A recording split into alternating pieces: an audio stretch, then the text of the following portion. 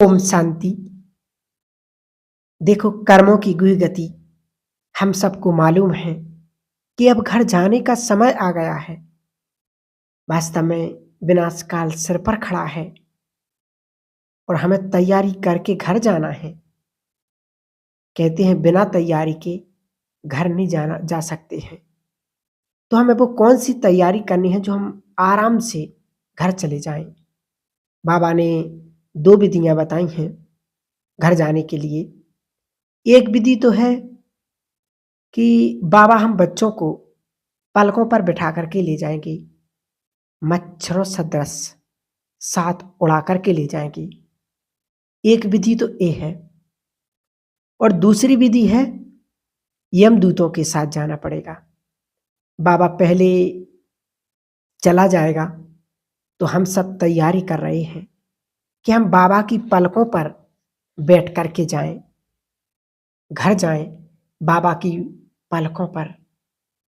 तो हमें बहुत हल्का होना चाहिए ना, और हम सबके ऊपर कुछ ना कुछ पाप कर्मों की, विकर्मों की, बुराइयों की जो मैल का भार लगा हुआ है, तो उस भार को उतार कर फिर हमें बाबा ले जाएगा। क्योंकि वो भगवान, वो परमात्मा मेरा बाबा बहुत पतला है, बहुत सूक्ष्म है, और जो आत्मा रूपी सजनी है ये बहुत मोटी है। तो नहीं जा सकती ना उनके साथ, उनके पलकों पर बैठकर, क्योंकि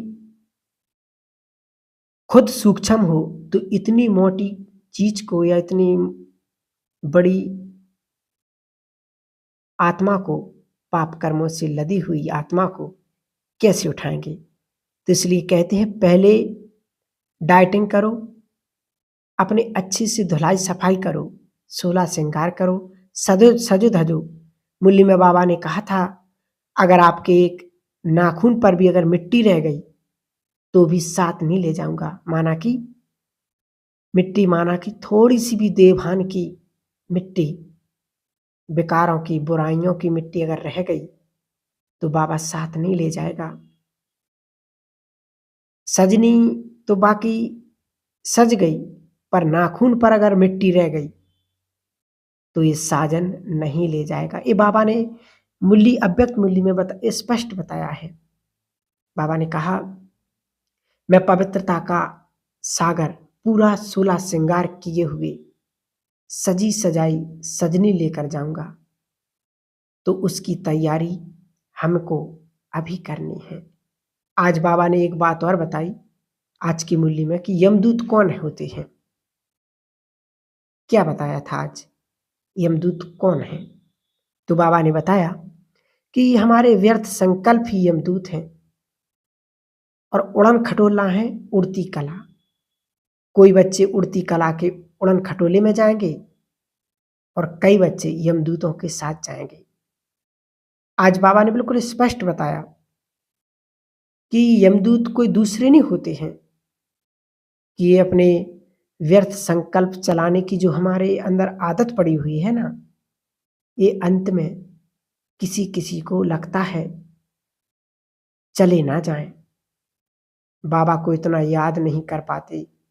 अंत घड़ी आएगी जब बहुत मुसीबतें आएंगी, समझ में नहीं आएगा, विनाश हो रहा है, अब घर जाना है, तो हम दिन रात बाबा को याद करने लग जाएं, लगातार शिव बाबा शिव बाबा। तो बाबा ने इसका जवाब क्या दिया कि एक दो बार करोगे शिव बाबा, फिर आदत पड़ जाएगी और व्यर्थ संकल्प अपने आप ही खत्म हो जाएंगे। इसलिए नहीं बाबा ने कई बार दुनिया में भी कहते हैं कि अंत मति सो गति, जिसकी जैसी अंत में मति होगी वैसी उसकी गति होगी। अब बाबा के कई बच्चे सोचते कि चलो जब अंत का समय आएगा तब हम बाबा को याद कर लेंगे। तो बाबा कहते कि जब हम अभी तो ये इतने सहज और इतने सुंदर समय में अगर भगवान को याद नहीं कर पा रहे हैं, तो अंत में तो हाहाकार अत्याचार दुनिया में जब बढ़ेगा तो फिर हम बाबा को याद कैसे कर सकते हैं? तो इसलिए बाबा ने कहा यमदूत कौन होते हैं और धर्मराज कौन होते हैं। आज इसकी बाबा ने स्पष्टता बताई है कि मैं बाप भी हूँ, संगम युग पर टीचर भी हूँ और सतगुरु भी हूँ। बाप के रूप में प्यार देता हूँ, टीचर के रूप में पढ़ाता हूँ और सतगुरु के रूप में अपनी शक्तियाँ दे करके तुम्हारी सद्गति करता हूँ। जब ये तीनों रूपों का पाठ बाबा ने कहा पूरा हो जाएगा, तो फिर बाबा ने अपने आप ही न्यारा हो जाएंगे। तीनों रूपों से बच्चों को सुनाया है और जिन्होंने नहीं सुना, टाइम आएगा जब तीनों रूपों का पाठ बंद हो जाएगा और चौथा रूप जागृत हो जाएगा, वो है धर्मराज का। बाबा ने कहा कि अभी तो बाबा तीनों रूप में पढ़ा रहे हैं, लेकिन अंत में जब समय बाबा का पूरा हो जाएगा, तब अंत में धर्मराज का रूप आ जाएगा। तो एक दिन की मुरली में भी बाबा ने कहा था ना कि धर्मराज यानी बाप का राइट हैंड है। फिर बाबा धर्मराज द्वारा सजा दिलवाएंगे। बाबा इतना प्यारा, इतना मीठा, फिर सजा कैसे दिलवाएगा? क्या बाबा सजाओं के टाइम हमको पीटेगा? क्या करेगा? डंडे मारेगा या फिर आग में डालेगा? ये बातें नहीं शास्त्रों में बताते कि ऐसा ऐसा होता है। क्या करेगा?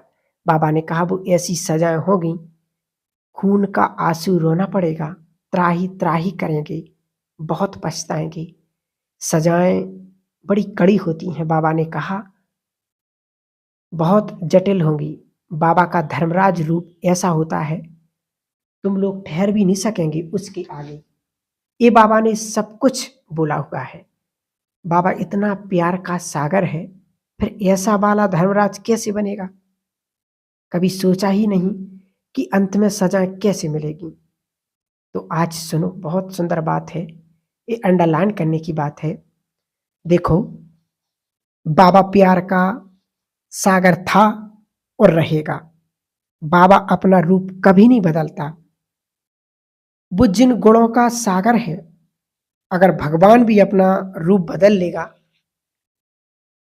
तो भगवान नहीं होगा। फिर वो ये काम तो हम लोग भी करते हैं कि हमारे सामने कोई अच्छा काम करके आ जाए तो प्यार देते, गलती करके आ जाए तो आंख दिखाते। तो भगवान ऐसे करेगा क्या कि पहले प्यार किया फिर आंख दिखाई? बाबा कब नहीं ऐसा करता। वो शांति का सागर है और वही रहेगा। वो प्यार का सागर है, वो रहेगा।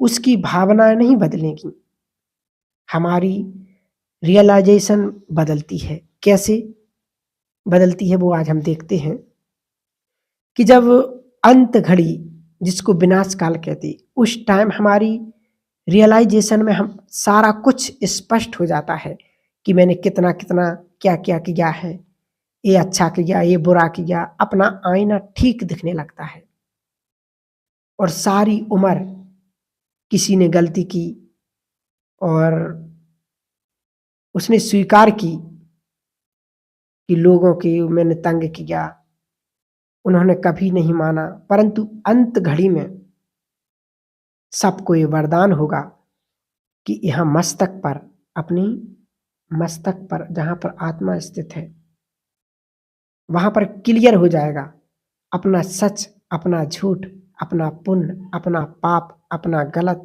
अपना सही, सब कुछ आईना साफ हो जाएगा और उस आईने में दिख जाएगा कि मैंने कब कब क्या किया, कौन से पाप कर्म किए, कितना अच्छा किया।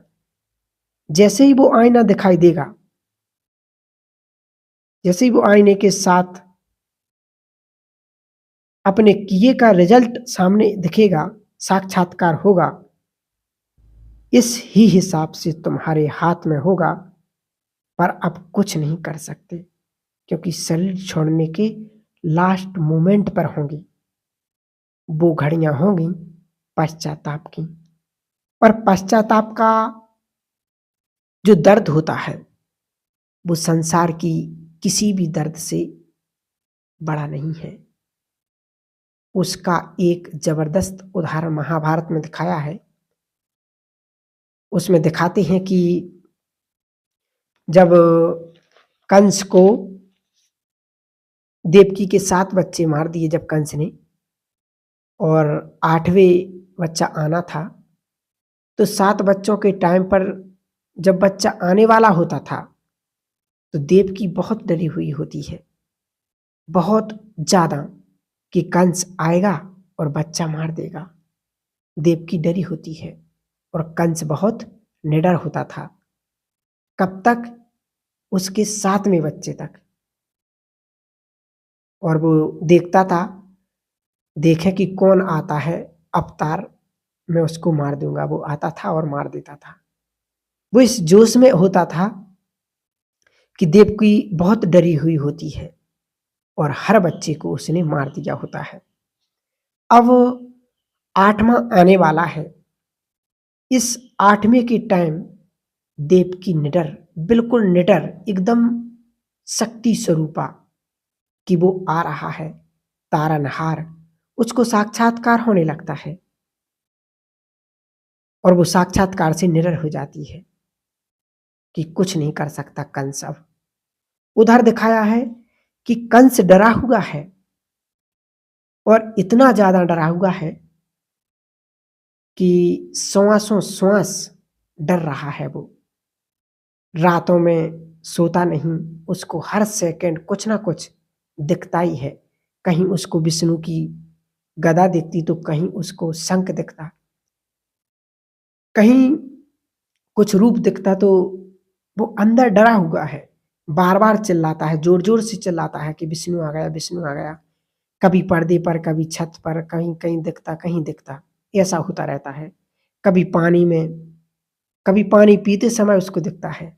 माना कि श्वासों श्वास उसको खतरा है कि मेरी मौत आ रही है। अब ऐसा उसका हाल दिखाते हैं। तो ऊपर एक दृष्टांत दिखाते कि नारद जी नारायण करते करते विष्णु जी के पास जाते हैं और कहते हैं कि प्रभु, आपने कहा जो मुझे याद करेगा वो मुझको प्राप्त हो जाएगा।